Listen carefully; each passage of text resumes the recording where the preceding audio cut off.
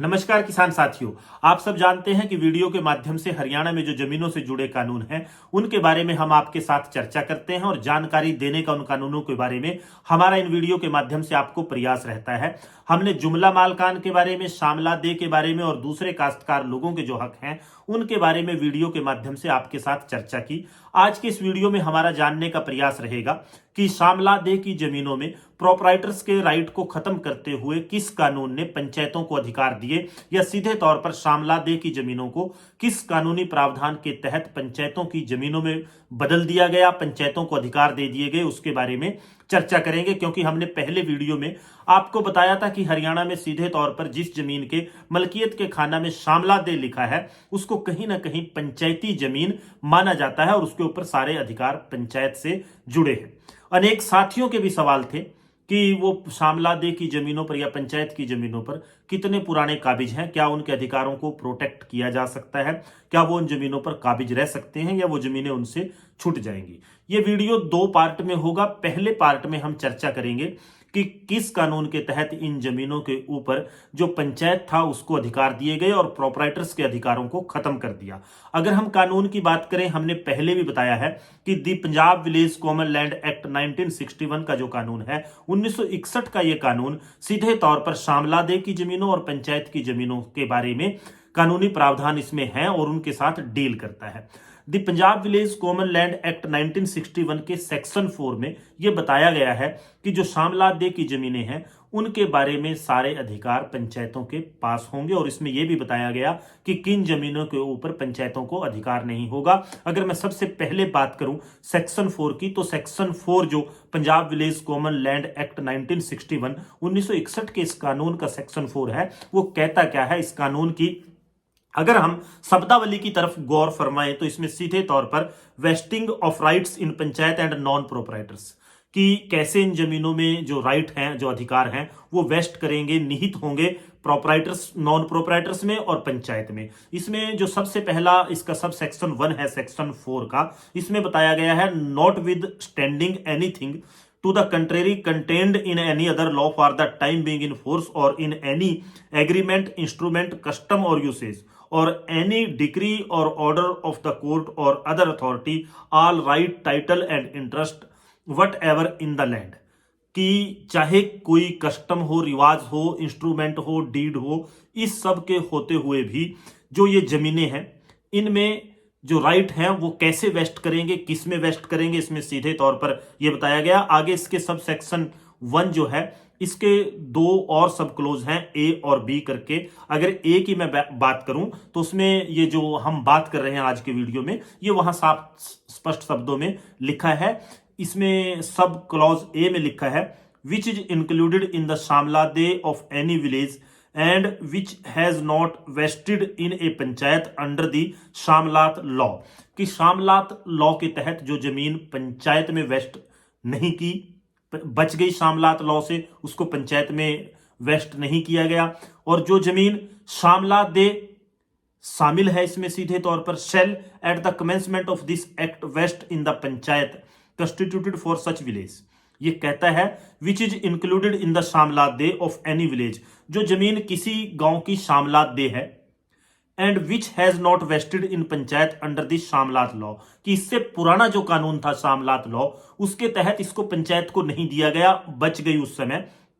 Eight the commencement of this act waste in panchayat constituted for such village, कि उस गांव के लिए जो पंचायत बनाई गई है ये उसमें निहित होगी, वो इसकी मालिक होगी। And where no such panchayat has been constituted for such village vests in the panchayat on such date as a panchayat having jurisdiction over that village is constituted. कि अगर किसी गांव में उस समय पंचायत बनाई नहीं, जब उस गांव में पंचायत बनेगी तो उस डेट से ये जो शामलात की जमीन है वो पंचायत में वेस्ट करने लगेगी। कहने का सीधा अर्थ हुआ कि जो जमीन शामलात लॉ से बच गई और कोई कस्टम हो, कोई डीड हो, कोई डॉक्यूमेंट हो, उसके बावजूद ये जो जमीनें हैं ये सीधे तौर पर पंचायतों में वेस्ट करेंगी जैसे ही उस गांव में पंचायत बनती है। अगर नहीं है, जब बनेगी तब उसमें वेस्ट कर देगी। और इसका sub clause B which is situated within or outside the abadi deh of a village and which is under the house owned by a non proprietor shall on the commencement of shamlat law be deemed to have been vested in such non proprietor। ये बड़ा महत्वपूर्ण इसका sub clause भी है कि जो शामलात दे जमीन तो है, लेकिन गांव की आबादी दे में या आबादी दे से बाहर स्थित है, और जो नॉन प्रोपराइटर लोग हैं गांव के, प्रोपराइटर आप समझते हैं खेवटदार, अगर उस जमीन पर नॉन प्रोपराइटर्स जो खेवटदारों से बकाया लोग हैं उन्होंने मकान बना लिए, तो वो जमीन उन नॉन प्रोपराइटर्स में वेस्ट करेगी, चाहे मलकियत के खाना में शामलात दे लिखा हो। अनेक लोगों को इस कानूनी प्रावधान की नॉलेज के बिना परेशान होना पड़ा कि शामलात दे की जमीनों में मकान थे नॉन प्रोपराइटर के, रंजिश हो गई, लोगों ने खाली करवा ली। लेकिन ये कानूनी प्रावधान सीधे तौर पर उन लोगों को प्रोटेक्ट करता जो नॉन प्रोपराइटर थे और शामलात दे की जमीन में उन्होंने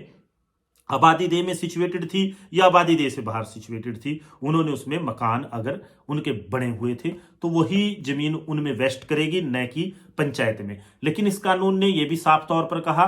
कि जो जमीन शामलात है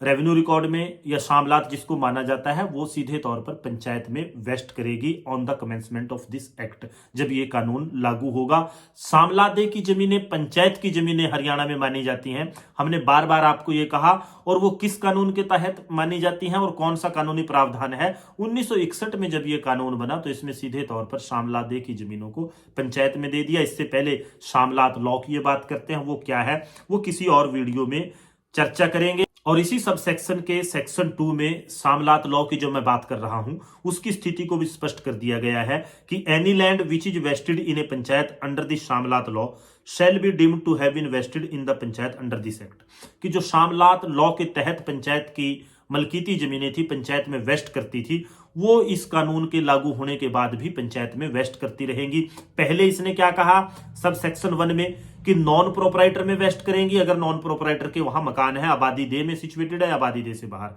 इन्होंने बताया कि शामलात दे की जो जमीनें हैं और शामलात लॉ में बच गई पंचायत में वेस्ट करने से, वो सारी जमीनें शामलात की कैटेगरी में जो किसी गांव में आती हैं वो पंचायत में वेस्ट करेंगी। ये कानूनी प्रावधान है सेक्शन 1 और सब सेक्शन 2,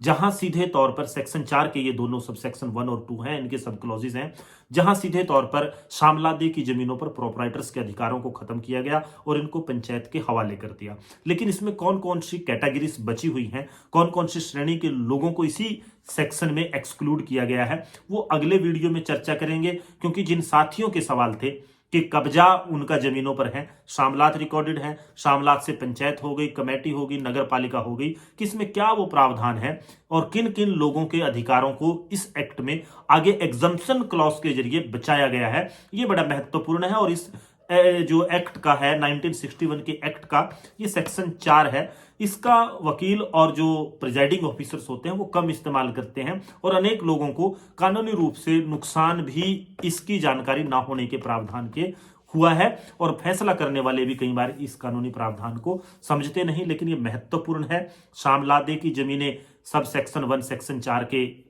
क्लॉज 1 के सब सेक्शन 1 के तहत वेस्ट करी, और सब बी में नॉन प्रोपराइटर्स को प्रोटेक्ट किया, और 2 में